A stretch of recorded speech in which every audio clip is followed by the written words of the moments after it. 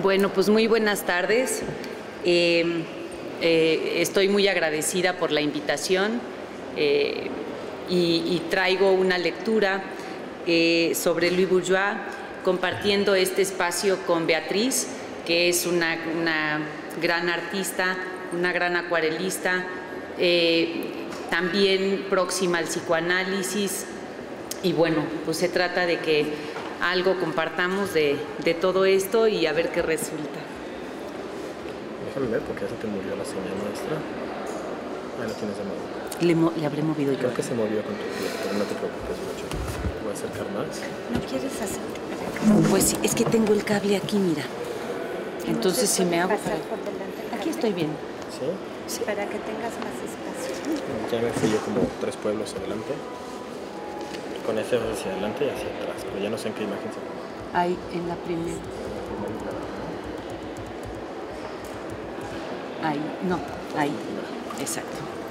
Bueno, realmente enfrentarnos a la obra de Louis Bourgeois es verdaderamente complejo. Yo, cuanto más veía la obra, menos se me ocurría qué decir, porque parece que todo está explícito y es un riesgo tratar de hacer una lectura sobre lo que la misma obra y el mismo artista ya dice de manera manifiesta. Entonces, creo que ahí no hay mucho que decir y por lo que está oculto en la obra también es sumamente complicado decir. Pero se me ocurrieron 2 ejes para la lectura de Bourgeois.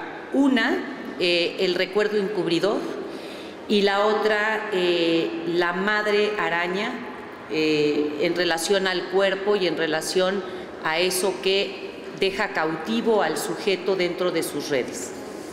Entonces comienzo, voy a ir intercalando un poco de lectura y un poco de lo que se me ocurre para que no acaben aborreciéndome, pero empiezo con el tema de que el inconsciente freudiano es un tejido. Con Freud la cultura es atravesada y constituida por huellas del inconsciente. Esas huellas némicas o trazos son el origen y el destino de toda subjetividad individual. Huellas cuyos surcos son causados por sensaciones, afectos y deseos que habitan y circulan, que buscan una satisfacción específica en cada sujeto. El concepto de pulsión como fuerza entramada o entrecruzada entre la sexualidad y la muerte es algo que nos signa y nos determina como personas. Sin embargo, cómo opera esta pulsión, esta sexualidad y esta parte destructiva en cada uno de nosotros es un destino impredecible. En cada uno de nosotros se producen distintos efectos, aunque todos compartamos las mismas pulsiones. Conviene no olvidar esa individualidad y esa subjetividad con la que introduzco la lectura, porque es una individualidad en la que insiste Freud.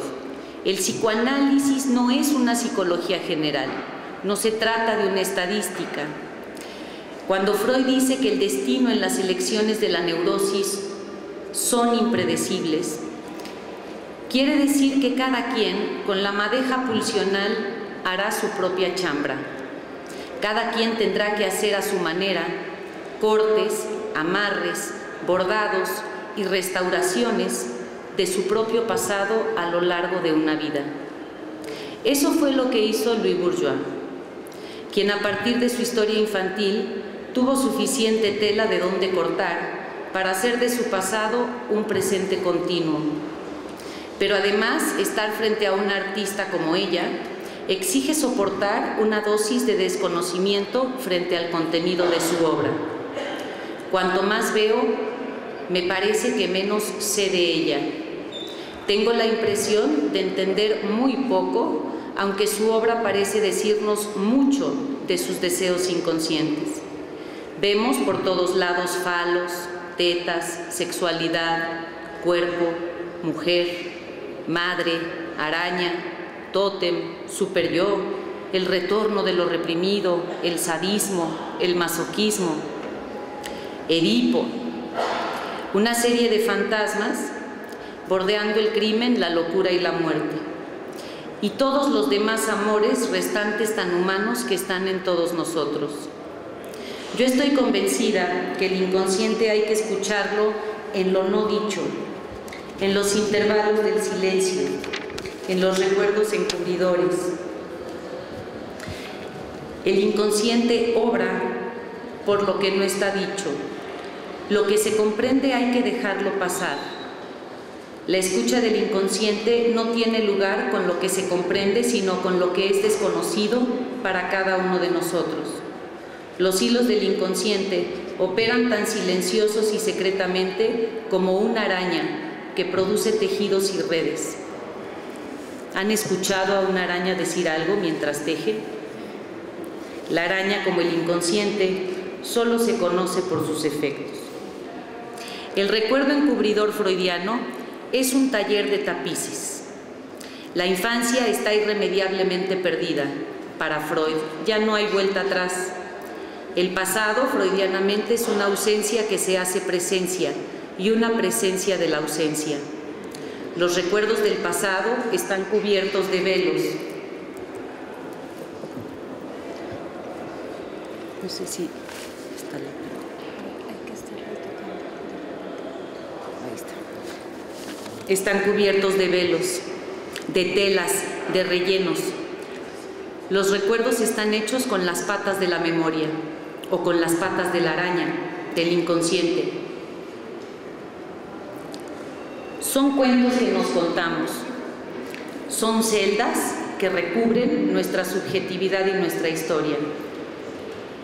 Con estos recuerdos que siempre cubren y encubren esa infancia perdida, así es como veo yo las celdas de Bourgeois, nos creamos una identidad con un cuerpo y un montón de telas, ropajes, vestidos, disfraces que sirven para ocultar y tapar la ausencia que nos constituye. Cuando el padre pinta en una mandarina el perfil de una niña y luego pela la mandarina y se la come, diciéndole a Bourgeois: mira, Luis, no hay nada aquí. Muchas lecturas podrán hacerse de este recorte.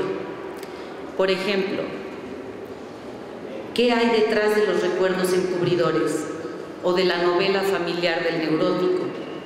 ¿Qué ocultan los mitos del sujeto? ¿Se trata de verdades literales y fácticas? ¿Se trata de seducciones reales, de hechos objetivos? ¿O estos recuerdos son fantasías tejidas? Cuando veía lo de la mandarina pensaba, bueno, otra lectura es decir, la existencia es una verdadera peladez.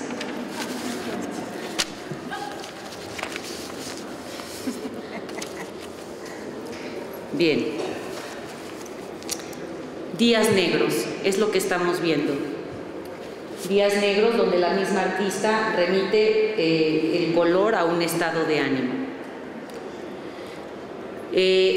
La celda la pienso en parte como un recuerdo encubridor. La celda tiene que ver con retener, volver a tener algo que está perdido en un pasado, pero que mientras siga produciendo no está totalmente ausente. Entonces se guarda, se retiene en un almacén de historias infantiles, cosas, objetos, personajes ausentes pero que siguen presentes. Hay signos que sugieren que ese pasado permanece como un presente continuo. Cosas que la perforan y amenazan, como agujas, cuchillos, tijeras. También cosas que la suturan, que la salvan, que la protegen de una hemorragia y de una muerte. Hilos, telas, rellenos, cojines, texturas. La complejidad de la celda radica en que la memoria encubierta y disfrazada impide accesar directamente al pasado. Esa fue la experiencia que tuve cuando estuve frente a las celdas, como espectador, como sujeto, frente a mi propia subjetividad, frente a mi propia historicidad, viendo restos, vestigios, ¿no? Viendo esas ruinas, esos objetos que quedan como signo de un pasado que uno tiene que ver a distancia. Uno ya no está ahí, está del otro lado. Puede ver, pero a media luz. Puede ver, pero no tocar. Y puede ver para recrear desde esos vestigios una escena. Lo que uno está haciendo como espectador, freudiana y bourdieuanamente, es la imposibilidad de retornar a ese pasado que sigue vigente y presente, pero que es totalmente fantasmal, que hay como espectador o sujeto que reconstruir y mitificar para dar cuenta de lo que pasó en el allá y el entonces. A eso me refiero con ausencia y presencia. Por otro lado, veo los recuerdos encubridores también en las telas, por supuesto, en los tapices. Cuando, por ejemplo, Bourdieu dice que en su infancia las habitaciones de la casa estaban divididas con los tapices, ¿no?, del taller. Es decir, habitaciones divididas por telas. Lo que acontece adentro de 4 paredes está bordeado y encubierto, está retapizado. No se puede ver directamente.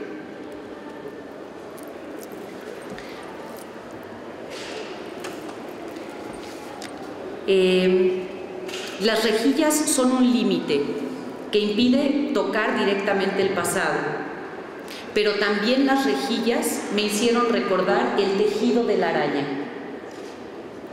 Es el símbolo de un sujeto atrapado en una escena que no logra ni quiere soltar, de la cual no quiere salir ni puede cortar los nudos que la atan a ese tejido. Los vestidos, como telas y tapices, son confecciones que el sujeto hace contándose un cuento sobre su historia. Vestidos y colores que representan estados de ánimo. El rosa, días felices; el azul, días tristes; el negro, tristeza irreparable, ¿no?, como la muerte. Cito a Bourdieu en relación a ese pasado y a ese recuerdo encubridor. Debía experimentar el pasado y transferir a una escena de hoy emociones que tuve hace 40 años. Vivo en el pasado, revivo cada día partes de mi pasado. Un absoluto malentendido, dolor agónico. Claro, un absoluto malentendido. ¿Quién puede recuperar esa infancia que es destino, pero que es irrecuperable?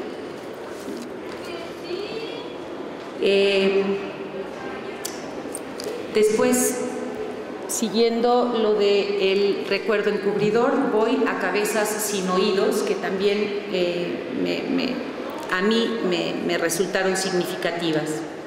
Únicamente el sujeto con su íntima sonoridad, una sonoridad inconsciente que susurra, que murmura a través del cuerpo, que murmura expresando afectos y deseos a partir de cavidades de las que se producen historias, cuentos que cuentan, historias que se cuentan a partir del silencio de esas cavidades, historias que están de cabeza, historias que están en cada cabeza, ¿no?, y le permiten al espectador continuar y cerrar los guiones de esa escena fantasmalmente.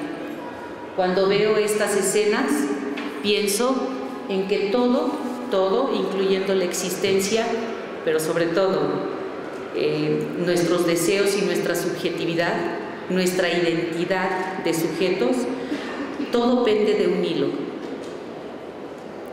Así es de frágil la existencia, así es de frágil la memoria, así se sostiene la verdad de lo acontecido, se sostiene de un hilo que se puede cortar en cualquier momento. Escenas que transmiten ficción, fragmentos de discurso de Bourdieu que esconden al tiempo que muestran, escenas atrapadas en la soledad, en el aislamiento y en lo inerte que remite a la muerte. Cabezas, me llamó mucho la atención, sin oído.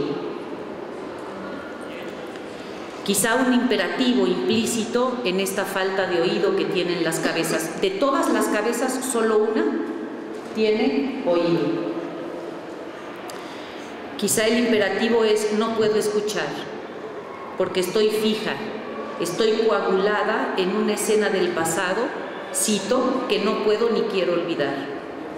La escucha está en el orden de lo sonoro, del significante, de las resonancias. Bourgeois no puede escuchar. Parece que sí, habla mucho, hay mucho ruido, hay tetas, hay penes, hay edipos, hay crímenes, hay incesto. Pero no sé qué está diciendo. Por su analista sabemos que en análisis ella no puede asociar.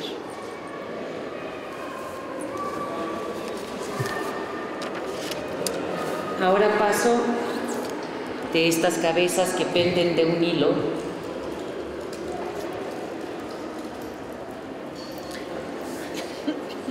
a la celda en dos lecturas, como está puesto ya en el mismo discurso del artista y expuesto por el mismo curador. La cel remite a célula y a celda. Entonces tenemos una celda o una célula asociada a la araña. Primero, la celda es una celda arácnida, es un tejido arácnido que tiene, a mi entender, dos significantes. Por un lado, la araña cautiva, seduce. Por otro lado, esta celda del tejido arácnido es un cautiverio, deja prisionero o cautivo, pero no en el sentido de la seducción, sino de lo mortífero al sujeto. La otra es que Cels se articula con lo real y lo mortífero de la araña, la madre fálica, pero también se ha podido imaginarizar en una araña. Ahí está el ícono, ¿no? Ahí está la celda. Y gracias a este real que pasa a la imagen tenemos un discurso, un simbólico, una estructura, conexiones que hacen del cuerpo y su superficie una escritura, una celda que guarda y retiene algo que puede ser liberado o escuchado por un otro si es que llegamos a tener oído. La araña como símbolo remite a un decaído linaje. No soy la primera que se me ocurre pensar a Bourgeois en relación al mito de Aracne. Hay ya toda una relación con Aracne. Pero Aracne era una gran tejedora, bordaba telas maravillosamente. El problema de Aracne es que llegó a tener tal fama que la gente empezó a rendirle culto a ella y a olvidar a Palas Atenea o a Minerva en los romanos. Entonces Minerva va y reta a Aracne a tejer y a ver quién gana el concurso. Gana Aracne. Pero entonces Minerva ve ese bordado maravilloso y descubre que de las 22 historias que ha bordado, lo que ha bordado Aracne son infidelidades, incesto, locura, crimen, muerte, traiciones de los dioses. Minerva entonces no soporta que haya delatado semejante cosa y castiga a Aracne vertiendo Hécate sobre su cuerpo. Entonces dice el mito de Ovidio que los brazos empezaron a retraerse, los pelos de Aracne se volvieron sus patas y todo su cuerpo quedó reducido a un vientre. Es algo verdaderamente siniestro, ¿no? Entonces, claro, Aracne, avergonzada, se había ido y se había colgado, se había ahorcado colgándose de una cuerda. Y entonces Minerva se apiada, la revive y le dice, bueno, te voy a revivir, pero como araña, ¿no? Y con el Hécate quedó así. El pelo se volvieron sus patas y todo su cuerpo quedó hecho un vientre. Que entonces cuando estoy viendo a Bourgeois y veo los cuerpos, siempre es un cuerpo mujer. Y es un cuerpo además vientre, ¿no? Bien. para seguir con estas historias de incestos y todo lo que rodea y que ustedes ya habrán averiguado. Yo soy muy chismosa, yo soy una chacha chismosa, pero bueno, no es el momento de alargarme en esos chismes, ¿no? Pero eso ya es sabido. Entonces, tercero, la celda araña es algo que me recordó a un taller de hilanderas. Las tres hilanderas, las tres moiras, también asociado con la producción de Bourgeois. Las tres moiras, atrapada en los hilos maternos, como recuerda Velázquez en la fábula de Aragné, se trata de dos hilanderas, la vieja y la joven, la creadora y la que imita, la madre araña y la hija pupila, la madre su instructora, la hija su aprendiz, digna estirpe de la araña, condenadas a tejer historias de sexualidad y muerte, de seducciones, infidelidades, rivalidades, nanas que se acuestan con el papá, yo qué sé, todo eso que ya no quiero decir. Bourgeois es como esas tres moiras, ¿no?, griegas. Una hila, otra mide y otra corta. Creo que hilar es hacer nexos a través del arte. Medir tiene que ver con el espacio y el tiempo de los escenarios y las escenas que presenta Bourgeois. Cortar y anudar a través del arte. La celda también es una red que contiene, es un continente, un espacio que retiene y delimita, es un cuerpo.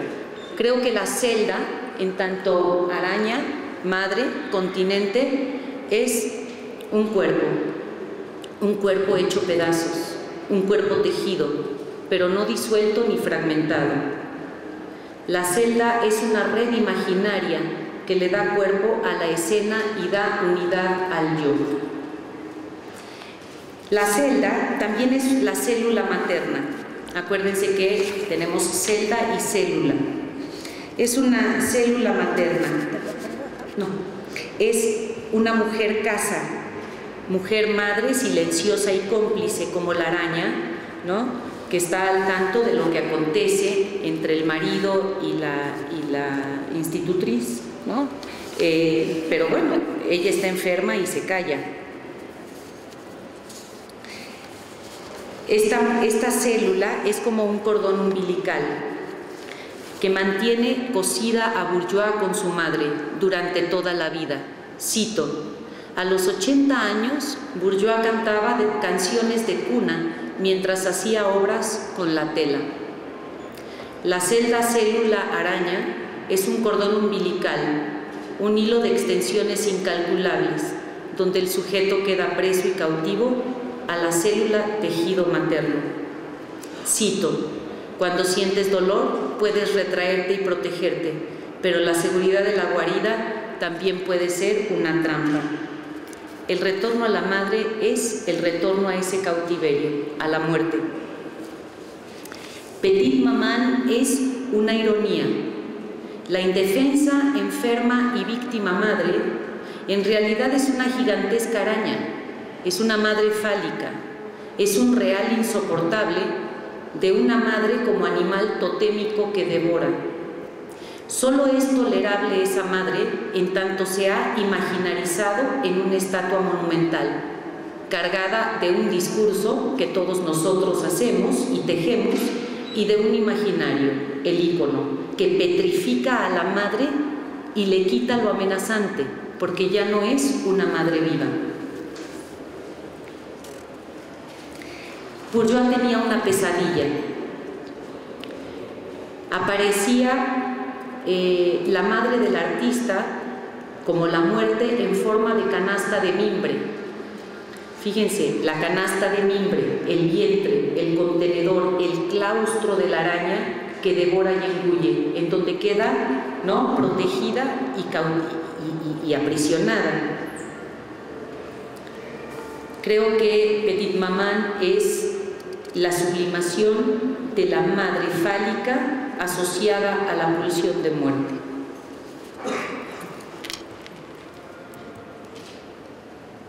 Ahí tenemos madre e hijo, Y ahí tenemos, ahí tenemos madre e hijo, en negro ambos. La representación de la escultura sugiere la fusión y la indiferenciación, los dos amarrados a muerte. La maternidad está representada como un tormento, con alfileres de vudú, un mal supliciante, marcada la maternidad con alfileres y dolor. Cito, la tijera grande es la madre, yo soy la pequeña. No me importaba que ella fuera un monstruoso instrumento para cortar. Me gustaba como era, me gustaba muy peligrosa.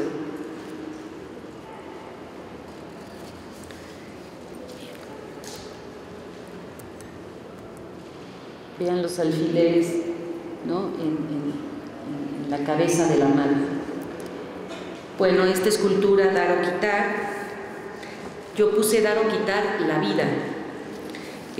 Toda la ambivalencia que rodea a Bourgeois en su vida y en su producción. Creo que la relación con la madre está cargada de muerte y vida hacia la producción. La muerte de la madre, curiosamente, da vida a Bourgeois como artista. Muere la madre y deja la matemática y la filosofía para empezar a ser artista. Entonces, creo que ahí hay un movimiento interesante. La muerte de la madre permite hacer un corte con lo conceptual, un corte con lo simbólico, matemática y filosofía, para adentrarse al cuerpo, a la sensorialidad, a la experiencia preedípica, al retorno originario y primordial de la madre, que es una relación de carne, de sensaciones. Ella en ese tiempo dirá que el arte no se trata de poner en palabras ni hacer discurso, se trata más bien, dice ella, de poder tener una serie de sensaciones que a veces no logro ni siquiera poner en imágenes. Esa es la primera experiencia que va rompiendo de lo simbólico hacia, ¿no?, lo real con la madre para empezar a producir. Una fuerte ambivalencia, amor-odio, esa es la ambivalencia.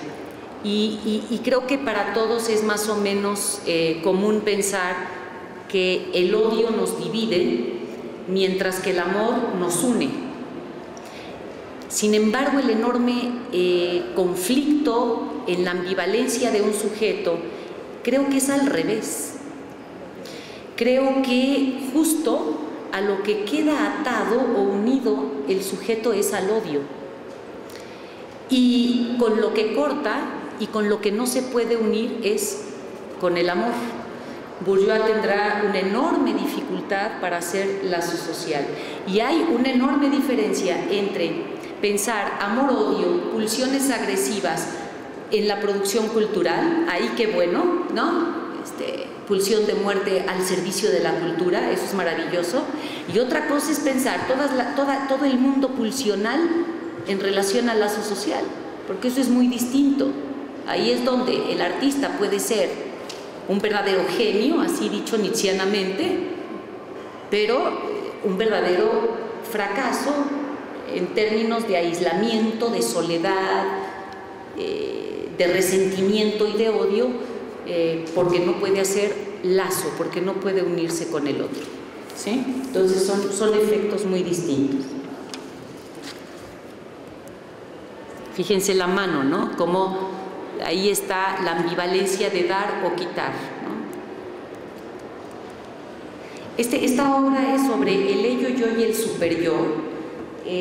A mí siempre me llamó la atención que el ello sea donde están los carretes de hilo con la lágrima negra. Yo hubiera creído que ese era el super-yo, porque el super-yo es el que suplicia al sujeto con alfileres, con lágrimas y sufrimiento, mientras que el ello, dice Freud, pues el ello no siente ni desea ni nada, es solo energía.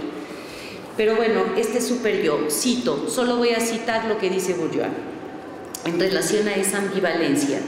La gente piensa que soy adorable, no sospechan que soy capaz de matar. Rompo todo lo que toco, porque soy violenta. Destruyo amistades, destruyo a mi amor, destruyo a mis hijos.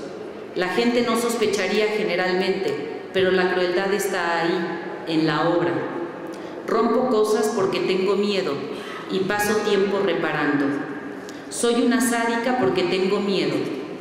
Y sin embargo, las reconciliaciones entre la gente nunca las mantengo en realidad. Ahí está la fuerte ambivalencia y donde a mí me parece que el amor es lo que deja unido y atado al sujeto a una escena, de la que no se puede soltar.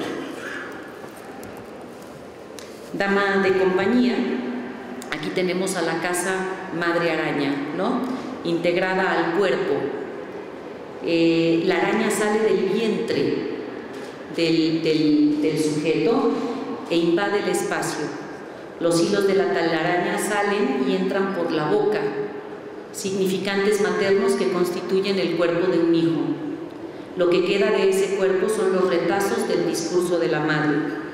El hijo es una extensión del cuerpo materno.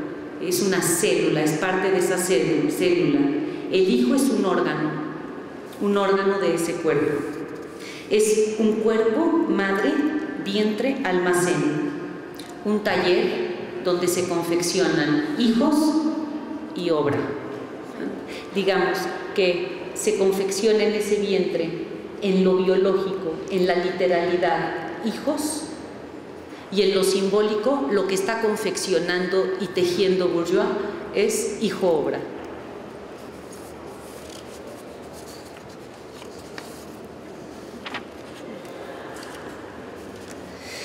Dado que los temores del pasado se hallaban relacionados con las funciones del cuerpo, reaparecen a través del cuerpo.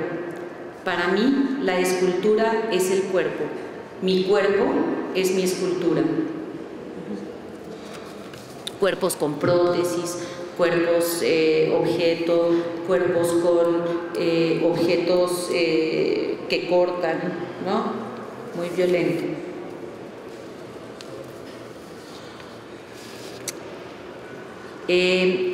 Hay dos cosas.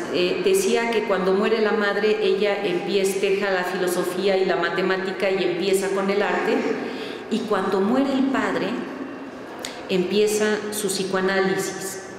Entonces, creo que así como hay un corte que va de lo real a lo de lo simbólico, matemática, a lo real del cuerpo, cuando muere la madre, cuando muere el padre, permite una resignificación de este cuerpo, en tanto que puede poner en palabras, puede hacer discurso, puede hacer metáfora de ese real materno. Toda esa agorafobia que presenta Bourgeois, una vez que entra a análisis, la resuelve en tanto que ese real de la madre voraz, ¿no?, de una araña tal cual, que devora y cautiva, la puede poner en un ícono, la puede petrificar, la puede hacer muerta, no amenazante, y puede hacer discurso sobre ella. No se trata, dice Bourgeois, de convertir en literal y concreto lo que se siente y experimenta. Se trata de internarse en lo insoportable y lo incognoscible, que como tal está reprimido. Se trata de volverlo consciente de una forma visible. Ahí está la imagen. De ahí que sea difícil hacer asociaciones durante mi terapia.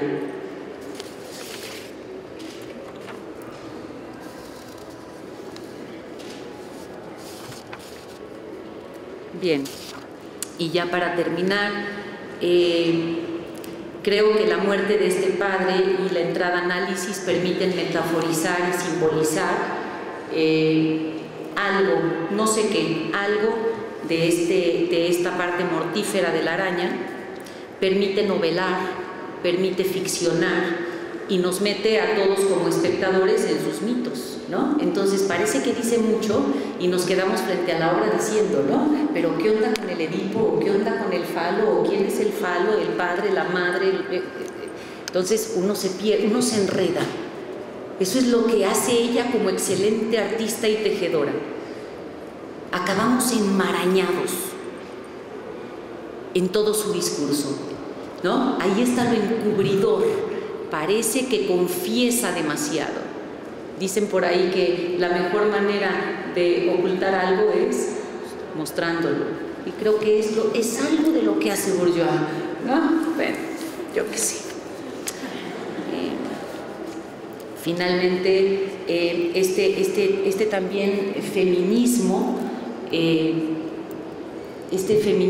aquí está la mujer casa, la madre continente, el cuerpo que es útero, taller, fábrica de niños y de obra, ¿no? Dependiendo en qué registro lo pensemos. Es una mujer objeto, es una mujer objeto sexual, como recipiente, como continente, y al mismo tiempo hay todo un discurso feminista en Bourdieu. Yo no sé qué hay a la par de este feminismo que defiende el estatuto y la dignidad del cuerpo de la mujer. No sé si ahí también hay un odio hacia la madre. No sé quién cometió el crimen, no sé quién es el asesino en la historia de Bourdieu, ¿no? Ella dice: en la vida real soy la víctima, en el arte soy la asesina. Queda velada esa parte. Bueno, y termino con lo siguiente. El arte es el quehacer más elevado y sublime redentor de la pulsión de muerte. La belleza de la obra es el fantasma, el velo o el recuerdo que encubre lo terrorífico. La belleza del arte muestra el odio, la culpa y la angustia a través de tapices. La belleza no es lo placentero, ni lo libidinal, ni lo hermoso. La belleza es producir velos, telas que cubran, tapices que no permitan ver directa y burdamente lo que es la naturaleza humana. Cito: torrente de odio e impulso destructivo. La energía creativa parece estar relacionada con ese torrente de fuerza emocional que se desvía apenas por obra de una mano que da tranquilidad. Confianza en el buen sentido, esa confianza que transforma el odio en obra. Muchas gracias.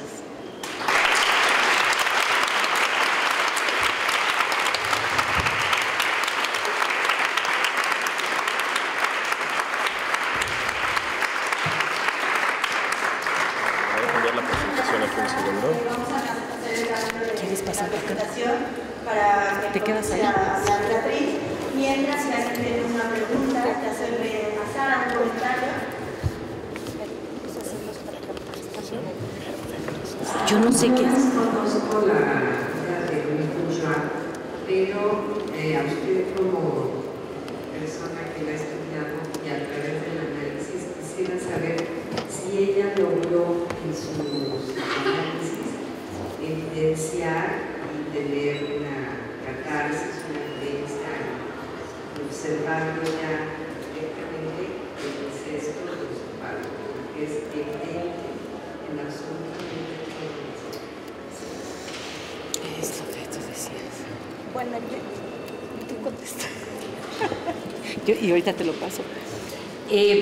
Justo, ese es el problema. A ver, sabemos que hay una historia familiar con una traducción de la misma artista influenciada, permeada por el discurso psicoanalítico. Ella utiliza el lenguaje freudiano, el lenguaje kleiniano, ¿no? Incluso algo de ahí de Lacan se podría vislumbrar. Está permeado, ella se sostiene de ahí para dar cuenta. La pregunta que hace me parece puntual y complicadísima, porque justo lo que intenté decir desde el inicio de mi lectura es: ante la dificultad de tetas, penes, edipos, camas, cuerpos, infidelidades, traiciones e incesto, ¿cómo leo este pelar la mandarina? Pues dije entre broma y broma, pero el chiste así es, ¿no? Una verdad finalmente. La existencia es una peladez ¿Qué pasó en esa vida infantil?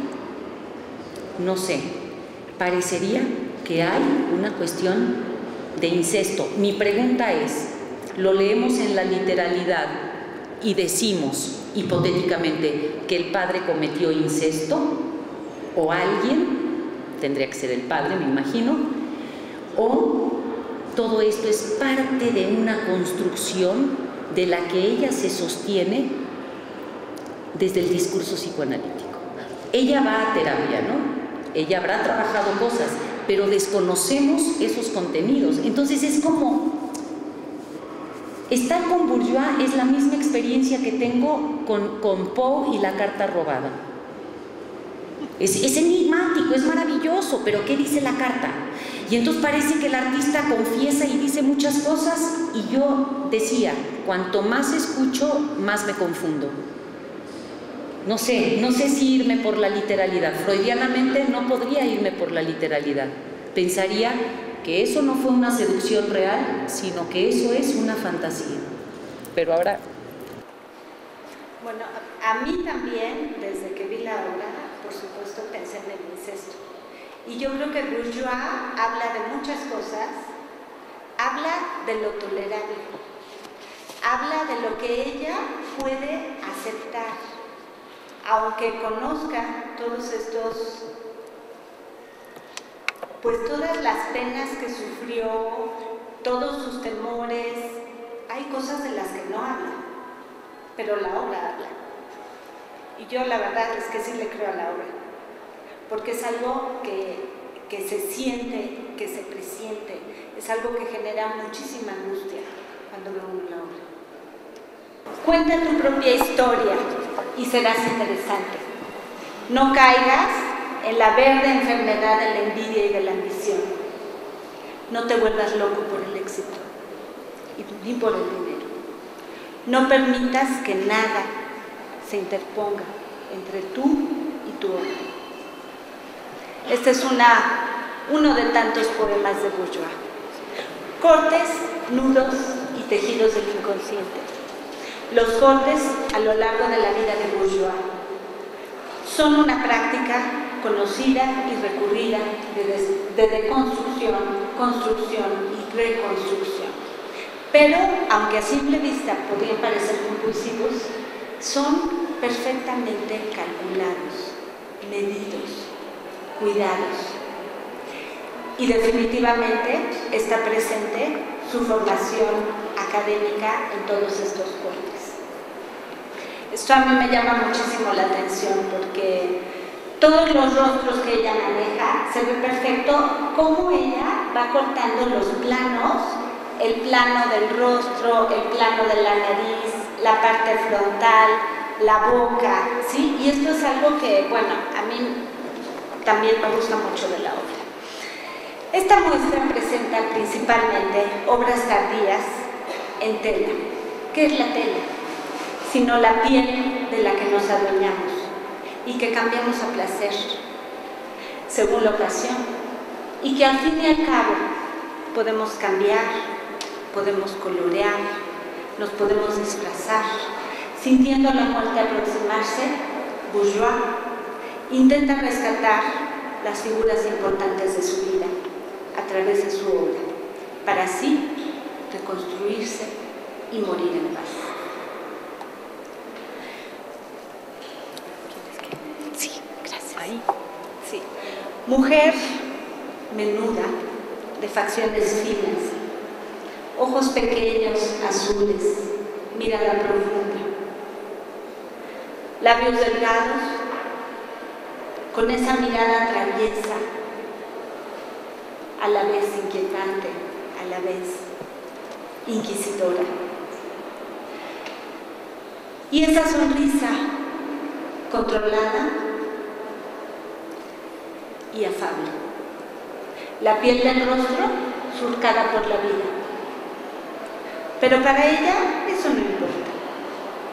Es ella, la mujer privilegiada, la elegida.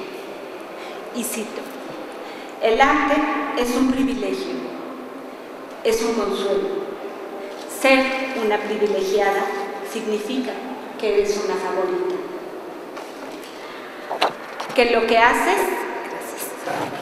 haces es realmente, no es realmente obra tuya, ni un mérito tuyo, sino un favor que te ha sido concedido. Bueno, traje esta foto que no es la mejor, pero ya tuve la oportunidad de admirarla aquí afuera. La relación con la madre. La relación con la madre es determinante en el desarrollo temprano del niño. Es el primer objeto en su vida. La relación objetal se define a partir de esta primera relación, que permeará a lo largo de la vida del sujeto, que coloreará, ensombrecerá todas sus relaciones. De la misma manera que determinará la relación de objeto con su propia obra. Se construye y destruye en un devenir interminable. La percepción de la madre, el discurso y lo consciente es todo lo que sabemos. Era una madre maravillosa, tejedora, buena, sutil, inteligente, protectora, presente. ¿Pero qué hay detrás? También era capaz de defenderse a sí misma y de defenderme a mí, señala, negándose a responder preguntas estúpidas, inquisitivas y personales. Esto lo dice en Oda a mi madre. La madre buena. Louis Bourgeois se refiere a ella como una mujer racional que abrió su camino al conocimiento, a la filosofía y a las matemáticas. La madre de Louis Bourgeois le aconsejaba: los hombres son como niños. Cuando ella nació, el papá de Louis Bourgeois quería una niña y ella, como mamá, quería ofrecerle querían un hijo, y ella como madre quería ofrecerle un hijo al padre, pero nació una niña.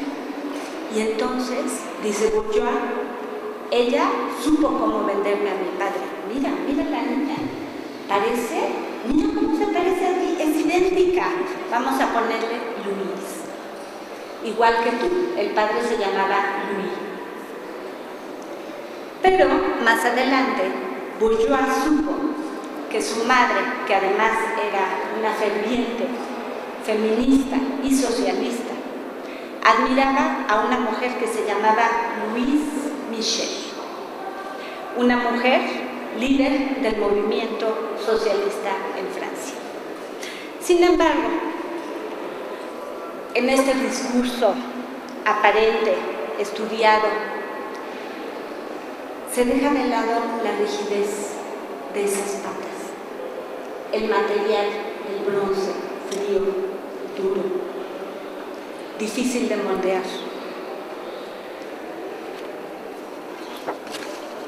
Compuesta con elementos que remiten tanto a lo femenino como a lo masculino. La araña representa un símbolo ambivalente. Por un lado, la paciencia, la perseverancia, la creatividad en este tejer, en este poder plasmar. Las telas de araña, si ustedes las observan, son muy diferentes. Cada araña tiene una forma de tejer, no todas tejen igual.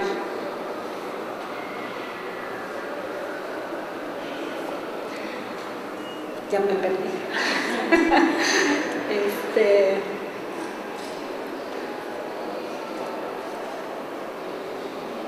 Bueno, esta madre araña, que más nos recuerda lo siniestro y la muerte. Cuando pensamos que las arañas solo pueden succionar su alimento del cuerpo inerte de sus víctimas, cuando pensamos que inyectan jugos gástricos para que el cuerpo se deshaga por dentro y así succionarlas, cuando pensamos en la forma en la que cazan, se quedan pacientes y esperan a que caiga la víctima. Pacientes, inermes, como la madre de Bourgeois. La madre protegía a los hijos a su manera. Cuenta Luis que cuando cenaban ponía, como el papá tenía algunos ataques de violencia, la madre ponía una pila de platos junto al patio. Y entonces cuando veía que el papá empezaba a enojarse, le decía. Y entonces el papá empezaba a romper esos platos. Hasta en eso era controladora, ¿sí o no? Permitía por un lado, pero por otro lado no. En un sentimiento de impotencia, a la vez permitía el abuso, y no sabemos hasta dónde, lo suponemos, como bien mencionaba Verónica.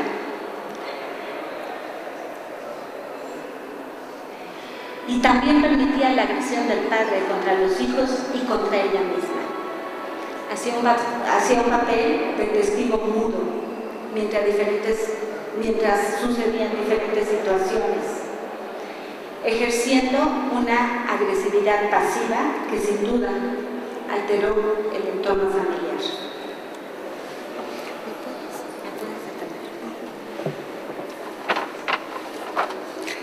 Y ahora voy a hacer lo que tantas veces se hacía en la mesa de Bourgeois. Al padre le gustaba, todas las noches alguien tenía que entretener a los demás. Unos cantaban, otros dibujaban, otros contaban historias. Y el papá de Bourgeois hacía lo siguiente. ¿Me permiso tener? Una mandarina. Tangerina.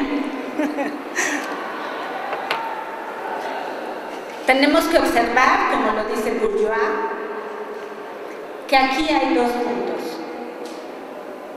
Y el padre comenzaba poco a poco a trazar una figura.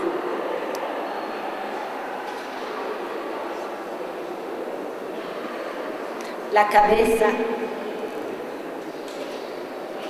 el cuello, los hombros, el torso, los senos no pueden faltar, la cadera, las piernas,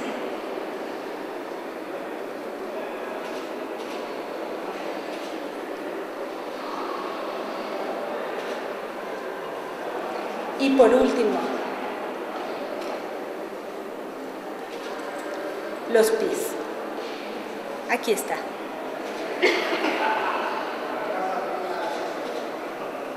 Me voy a quedar con la mandarina. Gracias. Es que aquí creo que... sí se escucha bien, ¿verdad? Después tomaba una navaja y cortaba la figura. Espero que me salga.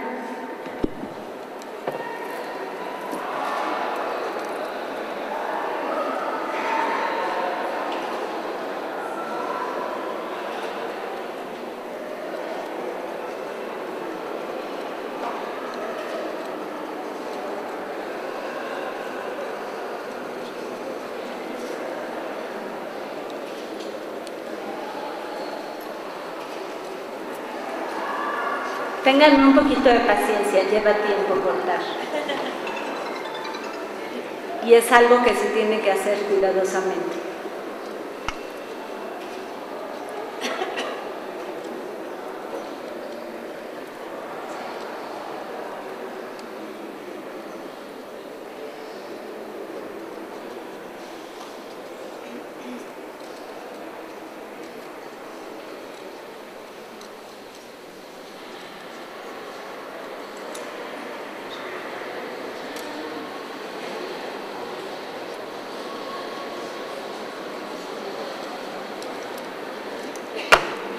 Después, el padre extraía con todo cuidado la cáscara,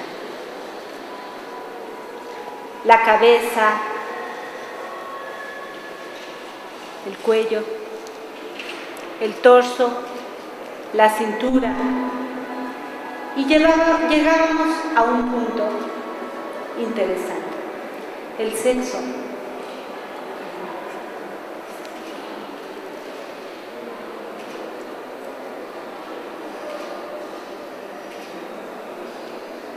Aquí, según cuenta Bourgeois, había que extraer con todo cuidado. A ver si sale. Pongan changuitos.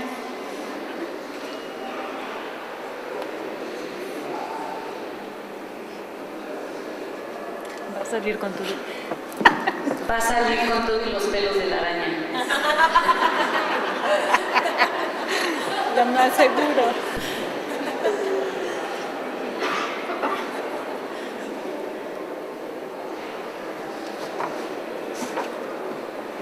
Aquí está. Aquí está. Entonces, en la mesa, el padre decía, oh, ma petite fille, mi pequeña niña, es Louise, qué bonita. ¿Pero qué pasa aquí? Ah, mi hija, mi pequeña niña, tiene un pene. Entonces no es mi hija. Imagínense lo que esto causaba en la mesa del comedor frente a sus hermanos y frente a la madre. Si quieren se los paso.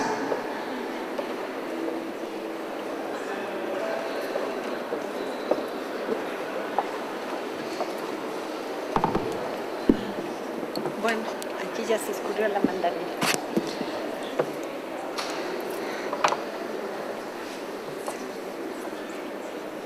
Ya se me perforaron.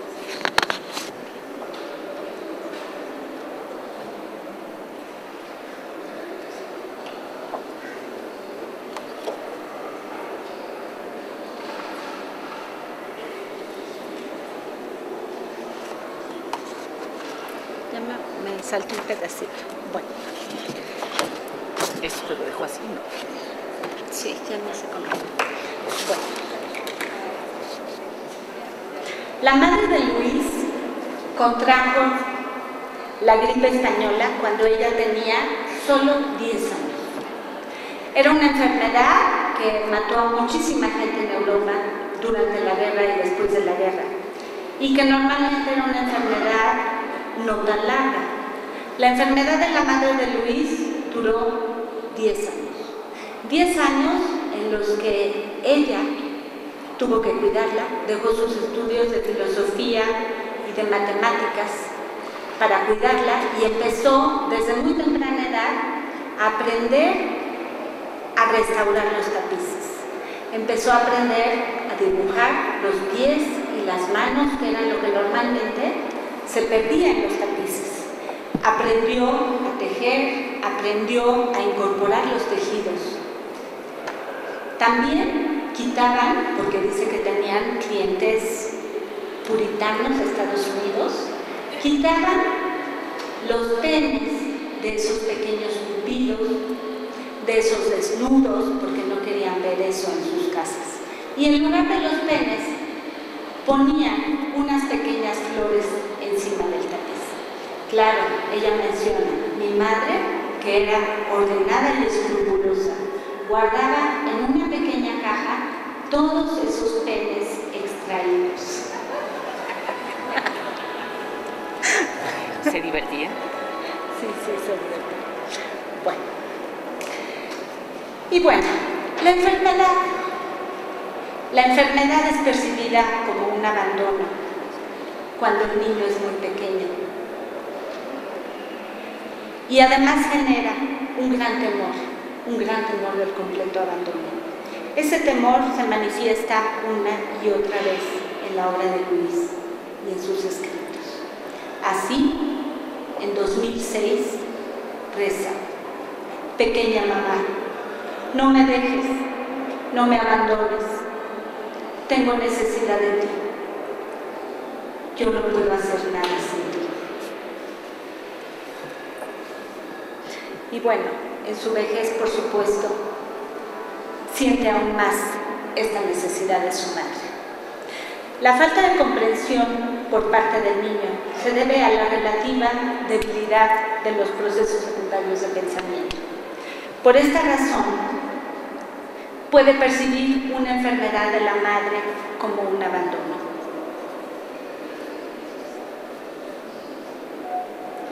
Así, esta madre enferma durante 10 años demuestra en un plano psíquico un gran control sobre la vida de Luis. El padre de Bourgeois contrata a una institutriz que cuidaría a los 3 hijos y que más adelante se convertiría en su amante. A su vez, Bourgeois se identifica con esta madre controladora. Corta así de manera compulsiva, junta, repite, incita, agrede también al espectador. No es una obra fácil. Controla y manipula los objetos materiales, así como al mismo espectador. Es que aquí creo que me falta un pedacito.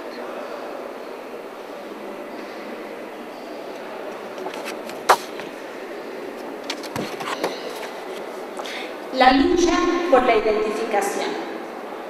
Este pequeño pasaje que les acabo de platicar en la vida de Bourgeois, que se repetía una y otra vez durante la mesa de la cena, nos lleva a entender muchas cosas.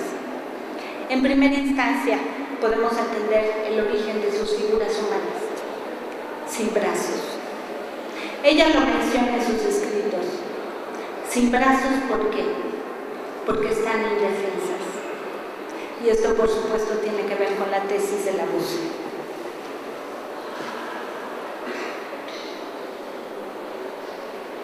Y nos ayuda a imaginar dolores y conflictos. Luis menciona: he heredado la racionalidad de mi madre y el corazón enfermo de mi padre.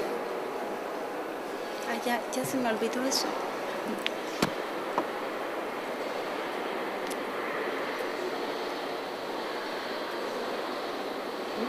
Es que no es tan... Bueno, a ver, vamos a seguir. Pero como que están fuera de lugar. Su obra manifiesta cierta percepción de padres combinados. Es un concepto acuñado por Melanie Klein en 1987 para describir la percepción indiferenciada del bebé acerca del coito parental. En esta casa, que estaba separado las habitaciones con tapices, ¿ustedes creen que no vio en alguna ocasión el coito parental? Y además le tocó presenciar en varias ocasiones las relaciones de su padre con la amante. En esta percepción de padres combinados no son muy claras las características propiamente femeninas en relación a las masculinas. El sujeto que posee esta fantasía de padres combinados manifiesta una percepción parcial de los objetos, así como una falla en la diferenciación de los mismos, que crea la fantasía en la persona de que él mismo los reúne y los combina, situación que le resulta angustiosa, experimentando envidia y anhelo hacia los padres combinados. Bueno, esta parcialidad está presente en toda su obra. ¿Qué es la parcialidad? La parcialidad es la visión del cuerpo en partes. La visión de una figura humana que no está integrada. Y está, por supuesto, presente. Por otro lado, Luis, en esta necesidad de identificación, tanto más femenina como masculina en algunos sentidos, ella empieza a ver que el hombre tiene muchas facilidades en su época y la mujer no. Entonces, claro que quisiera identificarse con esa madre que trata de rescatar cuando dice que fue una madre buena, protectora, inteligente. Por supuesto, ella quiere identificarse con esta parte, pero también quiere identificarse con las cualidades masculinas. ¿Cuáles eran? El poder salir, el poder trabajar, el poder desarrollarse como persona, como artista. Cuando en 1938 ella tenía 27 años. En este momento ella decide separarse del taller familiar y poner una galería donde vende obra de artistas contemporáneos, a sus contemporáneos. Aquí conoce, en este momento de su vida, conoce a un historiador de arte norteamericano, Robert Goldwater, que fue especialista en arte primitivo y que más adelante fue director de la colección más importante de arte primitivo que había en los Estados Unidos, de la colección bueno, ahorita me acuerdo.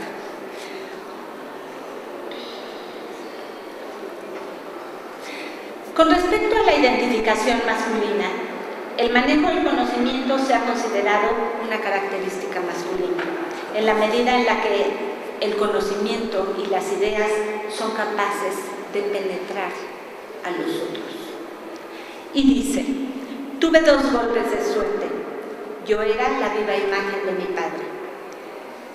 Tuve otro golpe de suerte y tenía el suficiente talento como para satisfacerlo. Mi padre me trató como el hijo que siempre quiso. Entonces, está esta parte en la que ella, bueno, ya quedó, está bien. Está esta parte en la que ella, en esta fantasía de padres combinados, hay una tendencia a estas figuras parciales que se ven en su obra. Y por otra parte, esta necesidad de identificación. Identificación con la parte femenina. Y así hace una revisión a través de su obra, de los papeles varios que ha jugado la mujer en la historia. Por supuesto, en su propia vida. La maternidad, la lucha por identificarse con la madre. Ella no logra por completo identificarse. Tuvo una madre poco empática. Y de una madre poco empática resulta una hija poco empática. ¿Podemos volver a la de los senos? A ver si esto es que ya no sé dónde quedó. Este wash, por ejemplo, para mí resulta así como muy claro de esta falta de empatía. Hay dos pechos repletos de leche, llenos. Pero hay 3 niños y no hay coincidencia, no hay forma de darles, ¿sí? Es como si ella tuviera una percepción de que tiene mucho para dar y no puede dar. No tiene brazos, tiene mucha leche, pero no es capaz de sintonizarse con los hijos. Y esto vamos a toda la parte nutricia que implica. El niño tiene una necesidad, pero la madre tiene que estar en concordancia con las necesidades del niño para que ese niño pueda desarrollarse en el futuro.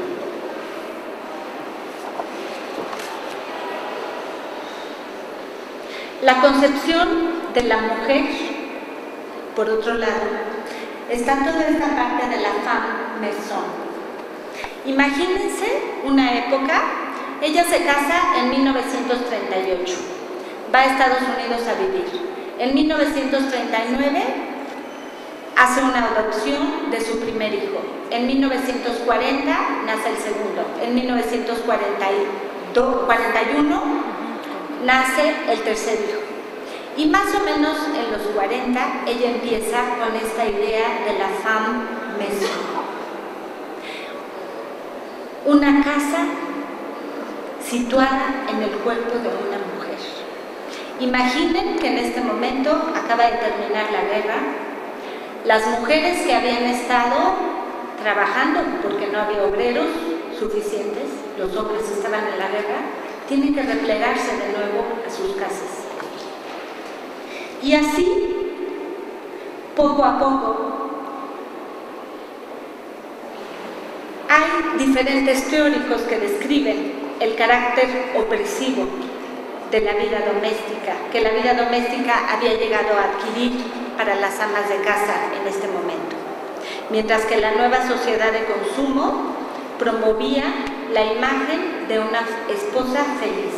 La identidad de las mujeres se reducía de nuevo a la de amas de casa y madres. ¿Hasta qué punto ella refleja esta claustrofobia? Porque además en algún momento sí se le diagnostica claustrofobia. Esta claustrofobia de estar encerrada en su casa en lugar de desarrollarse más. Claro, está esta lectura, ¿no?, de Sara, esta casa que produce hijos y obra, pero ¿hasta qué punto ella no percibe la casa como un encierro? Y ahí es donde después podemos encontrar el devenir de la celda.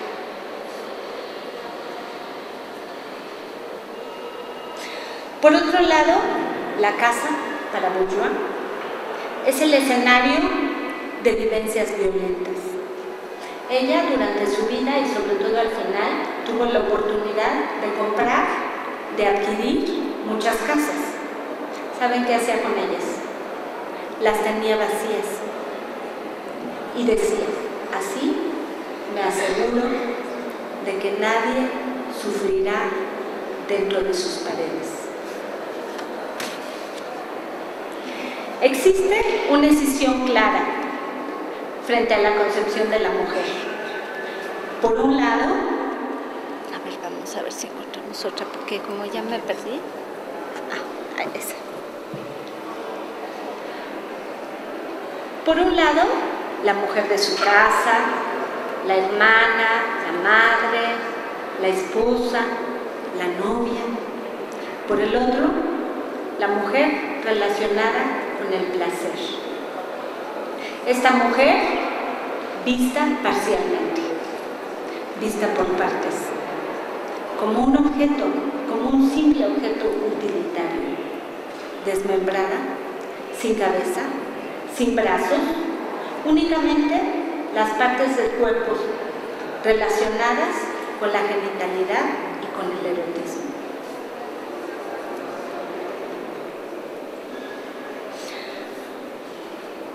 Por otro lado, la de ser.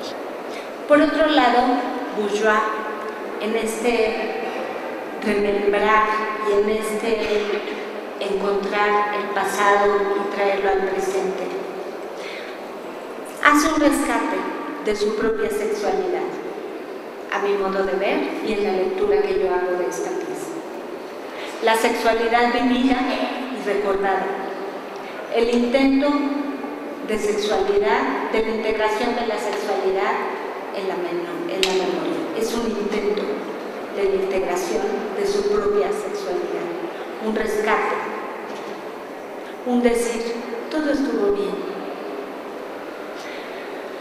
Memoria presente y compartida, sueños de la piel que han dejado el cuerpo envejecido y la mente. Se transforman, son evocados por el sentido primario por excelencia, el olfato. Las sensaciones imposibles de censurar, como el inconsciente. Sensaciones que no pasan por el tamiz del intelecto ni de la aprobación. Si se fijan, en las dos cells que hay un poquito pequeñito de perfume. El olfato es el sentido primario por excelencia. El niño, antes de ver a su madre, la huele. Es lo primero que conoce de la madre y es la primera forma en la que conocemos el mundo. ¿Existe para Bourgeois la censura en el goce de la sexualidad? La celda Black Base se compone de varios elementos. Destacan 3 prendas pertenecientes a Luis. Un vestido rojo, pequeño, seguramente era joven y quizá aún no había tenido hijos. Nos habla de las pasiones vividas y de momentos felices y plenos. Un suéter que está como cortado, ¿no?, como de talle alto, azul, donde sobresale la sofisticación y la moda, vestirse para ser aceptado. Y por último, un vestido negro, el que ven aquí, que queda así como más claro en la fotografía, de talla mucho mayor a las otras prendas. ¿Qué representa? Representa el luto por su propia sexualidad, representa la viudez,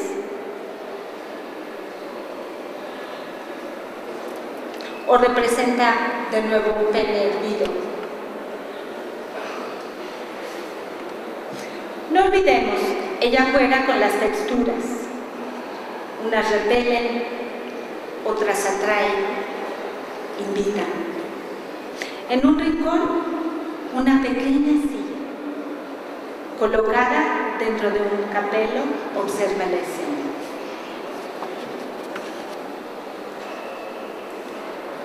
¿Quién puede ser? La madre presente, la madre que se mantenía inmóvil, el analista, ella misma, observando hacia el pasado.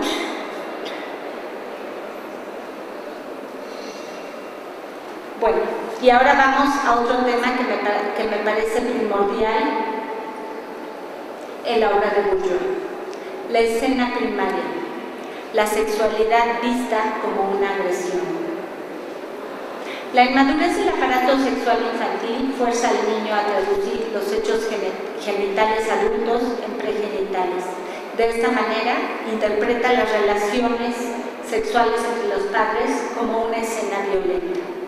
Y en un momento dado se identifica con la víctima o con el agresor. La impresión de la diferencia de pesos y tamaños, la mutilación o ausencia de cabeza y brazos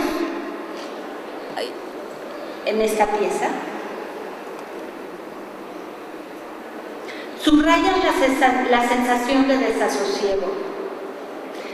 ¿Es una escena amorosa o es una violación? ¿Qué rememora Bourdieu? Luis habla de la naturaleza culpable del deseo, el placer y el dolor del voyeurismo, el tabú de la sexualidad, el trauma del descubrimiento. No olvidemos que ella conocía perfectamente las teorías de Freud y de todos los primeros psicoanalistas. Dicen que su biblioteca de psicoanálisis era muy amplia. Ahora vamos con otro tema de Bourdieu: ser una mujer en un mundo de hombres. A ver, ya no sé cuál vamos a poner. Ya no sé. Bueno, ahí. No, eso es el final. Bueno. La identificación masculina: era una mujer culta, intelectual, estudió a temprana edad filosofía y matemáticas. Ella habla de las matemáticas como una seguridad. ¿Por qué una seguridad? Porque 2 más 2 dan 4. Punto. No hay otra. Las matemáticas le recordaban a su madre, así lo menciona. A la muerte de su madre, como bien dijo Sara, empezó a estudiar arte. Trabajó con muchos artistas importantes de su momento. Fue la primera mujer con retrospectiva en el MoMA en 1946. En una entrevista para Arts Magazine de 1921, le preguntaron qué posición ocupaban en su opinión las mujeres en el arte de ese momento. Y ella respondió: una mujer no tiene lugar como artista hasta que prueba una y otra vez que no será eliminada. ¿Qué les parece? Y así se la pasa probando, no solo a los demás que no se eliminara, se la pasa probando ante ella misma que no será eliminada. Producir es una forma de seguir viviendo. Producir es una forma de comprobar que puede continuar, que no será eliminado. En todas sus piezas, la contradicción es presente y persistente. Esto lleva a la dialéctica entre lo aceptado y lo reprimido. El pasado presente, el conflicto que se hace presente una y otra vez, en un intento de reconstrucción, doloroso, placentero y repetitivo. Ella menciona, repetir es una forma de escenificar las propias obsesiones, de encontrar alivio en una reexperimentación del dolor, que termina resultando sedante, pero también adictiva. Repetir lleva a volver a repetir.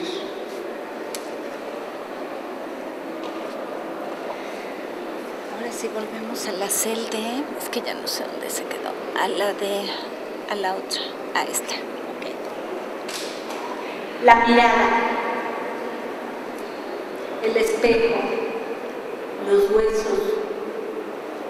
En la celda Spiral, todas las celdas, dice, tratan sobre el placer del voyeurismo, la excitación de mirar y ser mirado. La mirada, el espejo, la mirilla, la lente, la puerta entreabierta, el agujero en la pared. No importa cuál sea el instrumento a través del cual la mirada penetra en la escena. Establece una tensión entre lo inaccesible y lo accesible, entre lo prohibido y lo aceptado. Lo público y lo privado es el primer contacto con las obras. En esta celda podemos observar restos de tapices situados en diferentes lugares. Al centro encontramos de nuevo la silla, con un tapiz viejo y luido, roto en algunas partes. La silla domina la escena. Es la representación de la madre de nuevo, inerme, presente.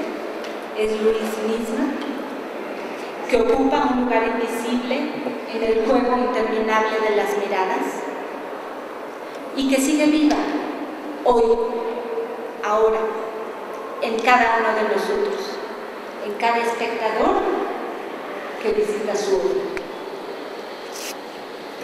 Sin duda, Bourgeois superó sus conflictos y angustias a través de su propia creación. Los materiales y las formas fueron un simple vehículo.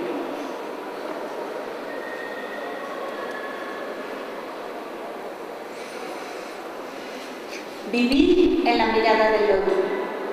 El arte vivirá siempre en la mirada del espectador. Las manifestaciones artísticas que trascienden son aquellas capaces de reflejarse una y otra vez en quien las mira, provocando nuevas impresiones cada vez. Bien decía Luis, a mí no me interesa dejar imágenes, me interesa comunicar sentimientos. Así, Luis fue capaz de plasmar sus propios sentimientos. Sin embargo, a mi parecer, la gran importancia de su obra radica en haber logrado condensar conflictos existenciales presentes y comunes al ser humano. Muchísimas gracias.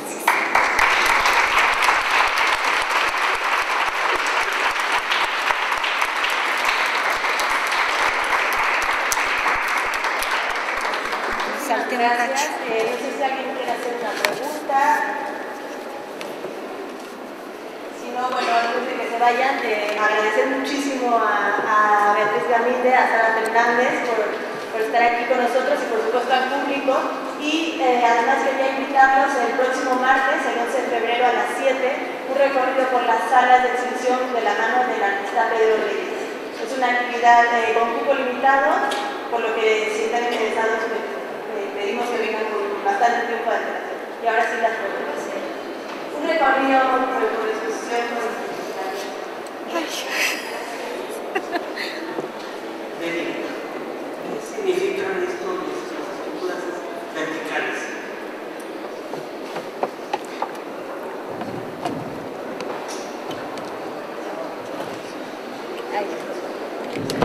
Gracias. Las esculturas verticales fueron de una época en la que Luis estuvo trabajando mucho las presencias y representan en parte el contacto con las personas, la nostalgia de haber dejado atrás su tierra natal, porque aunque ella estuvo viajando constantemente a Francia, pues radicó en Estados Unidos, entonces se separó de mucha gente. Y por otro lado está esta parte del primitivismo. Recuerden que el esposo era un experto en arte primitivo. Entonces seguramente Luis estaba totalmente imbuida y además con una gran admiración al arte primitivo. Y por otro lado, en Europa, cuando él estaba en Europa todavía, el arte primitivo fue una gran influencia para todas las manifestaciones artísticas de ese momento. Y bueno, tienen muchos significados. Para empezar, toda esta parte fálica, pero si tú ves cada una de las piezas, siempre tienen tanto elementos masculinos como femeninos. ¿Quieres decir algo? Yo quería hacer un comentario. Bueno, en esta parte que citas el fragmento del documental donde hace el corte de la mandarina, quería como, pues para mí es contundente, es un momento contundente porque es el único momento en donde ves a una Luz Bourgeois vulnerable, ¿no? Incluso hay un silencio que hasta la vez pasada que venimos alguien dijo, ya se acabó, ¿no? Entonces es como contundente y yo creo que es mucho más contundente porque justo lo que dices no menciona el pene del papá. El papá habla de mi hija no es esta porque mi hija está vacía. Entonces yo no soy psicoanalista, soy escultora, pero creo que el vacío es, o sea, es mucho más sutil la agresión del padre que hablar del pene, hablar del vacío que tiene la hija. Entonces nada más quería ese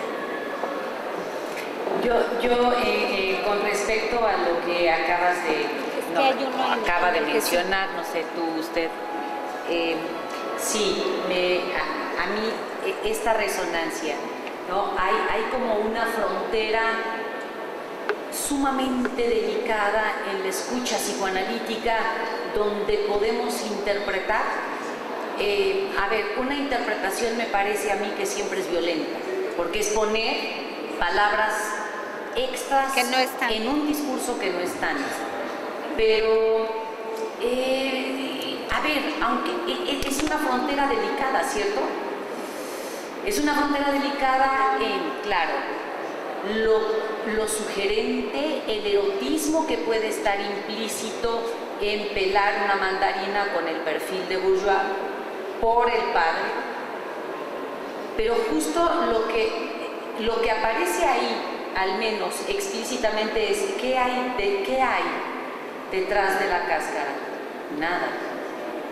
Y entonces a mí eso me parece que sirve para tejer muchas cosas, muchas. Pero al menos, sí, ¿qué hay detrás de una cáscara? ¿Qué cubre un tapiz? ¿Qué hay debajo? Parece que a lo que remite es a ese vacío, al vacío de la existencia, a un real que es una nada y que hay que construir y rellenar, así como los cojines que rellena Isursa, hay que rellenar con mitos. Entonces, no sé, ahí están las dos opciones. No, y ¿sabes qué? Ya recordé, es que hay otro video donde Luis, frente a una, o sea, la graba, hace este proceso de la mandarina para explicar lo que hacía su padre. Y ahí se menciona del tema. Pero bueno, no importa, o sea, de todas formas es algo que está. Y recuerden que en psicoanálisis no todo está. Pero en la vida no todo está, no todo se dice. Claro, esa parte del recuerdo encubridor en Freud. Vamos, si nos sujetamos al psicoanálisis freudiano, para Freud un recuerdo encubridor son cosas vistas y oídas. Cuando habla de la escena primaria, No es tanto que haya visto tal cual el niño a una pareja de adultos copulando. Es la percepción. lo visto y lo oído que construye una escena. Ahí está el mito. Freud habla de la novela familiar del neurótico. Entonces, recuerdo a una psicoanalista que la sobrina le había dicho: tía, ¿cómo nacen los bebés?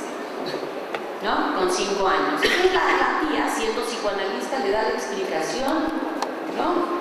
Biológica, literal.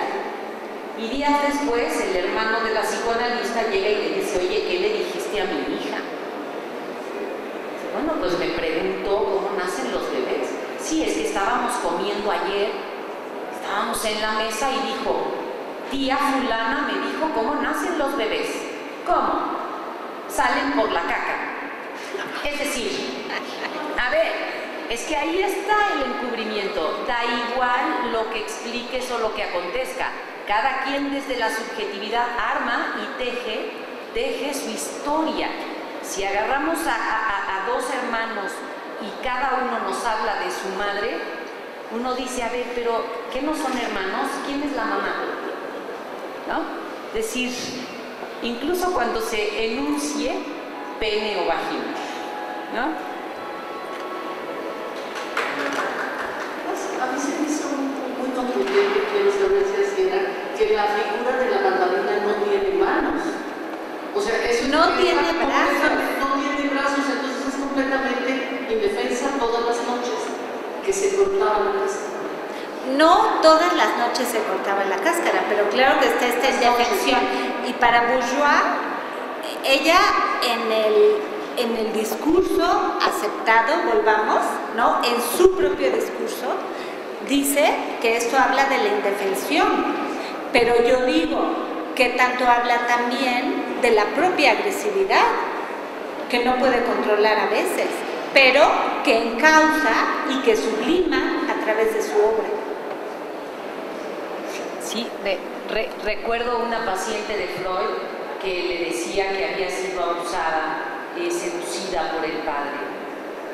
Y por alguna razón, Freud conoce a ese hombre, empieza a hacer preguntas y se da cuenta que esta paciente le está inventando. En ese momento Freud está a punto de tirar a la basura lo que lleva escrito sobre la sexualidad infantil y la teoría de la seducción, porque dice: mis pacientes me están mintiendo, me están diciendo que fueron abusadas sexualmente por el padre, seducidas, erotizadas por el padre, y resulta que esta en concreto sabe que es mentira. Y eso le sirve a Freud para decir: no, es que no se trata de lo que aconteció en una realidad fáctica, se trata de lo que aconteció en la realidad subjetiva, porque tiene que ver con el deseo de cada quien, ¿no? Entonces, mientras llegas y dices buenas tardes, uno de tus hijos dice: es que mi mamá siempre llegaba enojada en la tarde. Y el otro corre a abrazarte feliz porque llegaste y dijiste buenas tardes.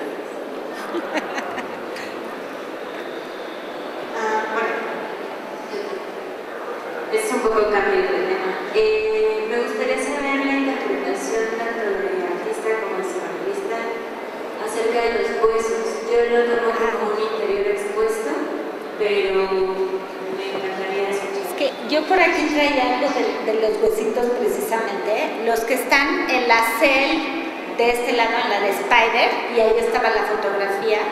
Hay unos huesos perfectamente ubicados que son un testigo de la escena, ¿sí?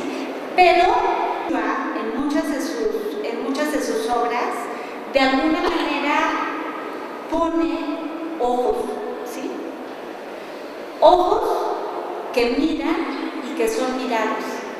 Entonces, por supuesto, esta parte de los huesitos acomodados así, claro que implica el ver desde afuera, ¿sí? El adentrarnos en ese mundo de Bourgeois, pero también desde el adentro, cómo se ve el afuera.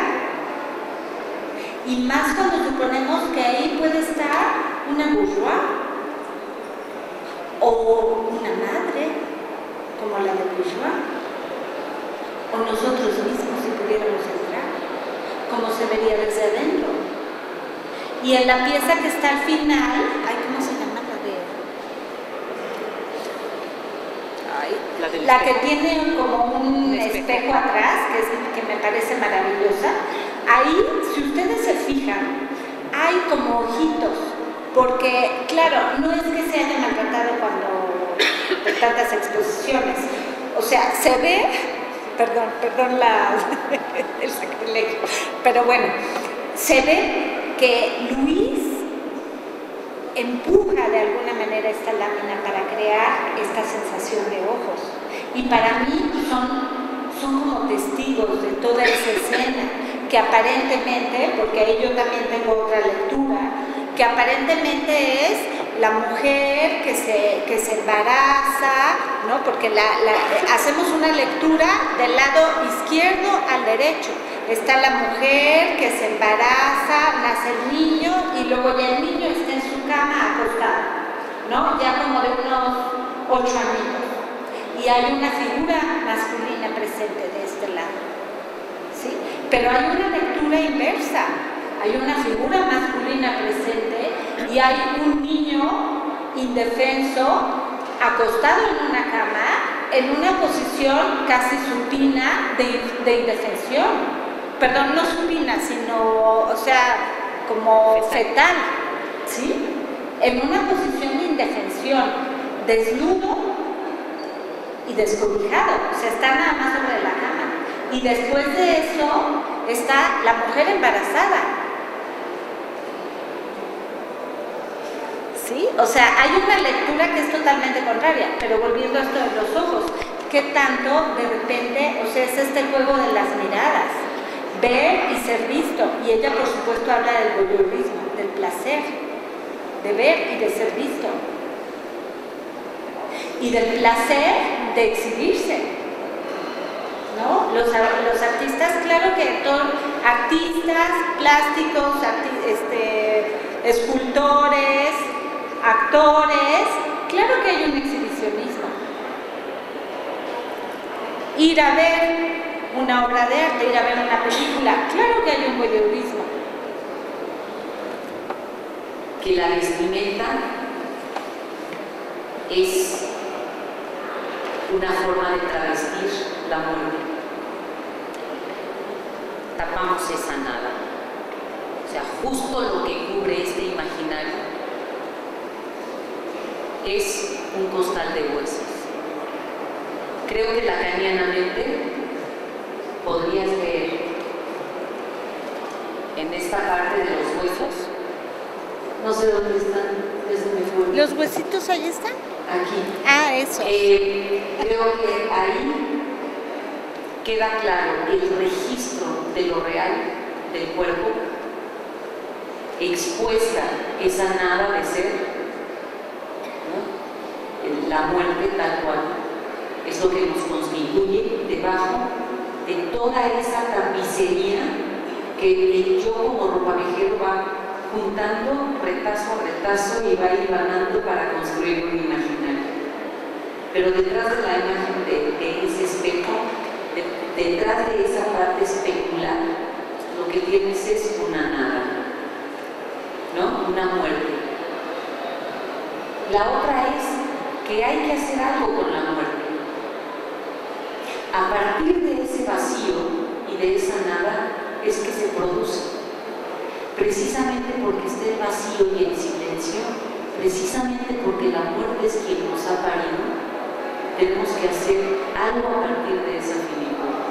Así que hay ropa interior, ¿no? Puedes verla sexy, puedes verla en blanco y negro, ¿no? Pero es eso, son los restos que cubren una nada.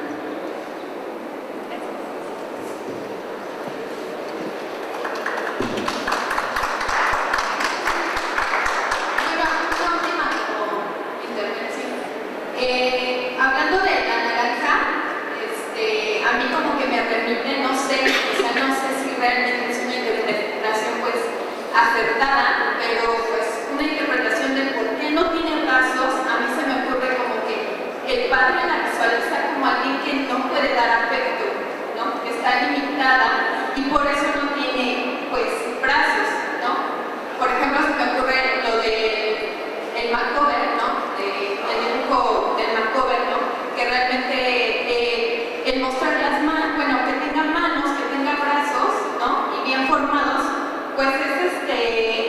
esta, ¿cómo decirlo? O sea, el afecto que la persona puede demostrar y el no tener brazos, ¿no? Es como que no puede tener, no está imposibilitada de afecto. Y el contacto. Ajá, exacto. Y por eso, en una anotación que hice, que no sé si ya lo dice, pero o es interpretación de ustedes, dice, es que ella tiene la capacidad o siente que tiene la capacidad de dar, pero a la vez se siente incapacitada de dar. Está mutilada. ¿No? Como Sí. mutilada. Sí. Ya no tenemos micrófono.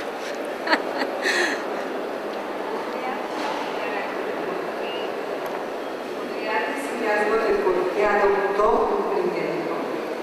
No sé.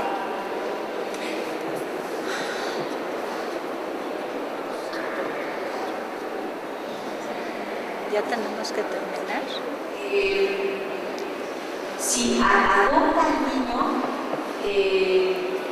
porque no había podido quedar embarazada. Adopta al niño y meses después queda embarazada. A ver, pero yo quiero decir algo, perdón. Pero fíjense en esta incapacidad y en esta incapacidad frente a la maternidad y en esta percepción de su propia incapacidad a nivel inconsciente. Imagínense que se casa en 1938, el mismo año que conoció a su esposo, y en 1939 adopta. Claro, adoptó a un hijo a un niño que había quedado huérfano con la guerra, pero imagínense ahí se ve precisamente cómo se desespera de no poder hijos porque cree de no poder tener hijos porque cree que no los va a poder tener en esta fantasía de su propia incapacidad. Bueno, me avisan que tenemos que terminar. Terminamos, agradecemos muchísimo su presencia.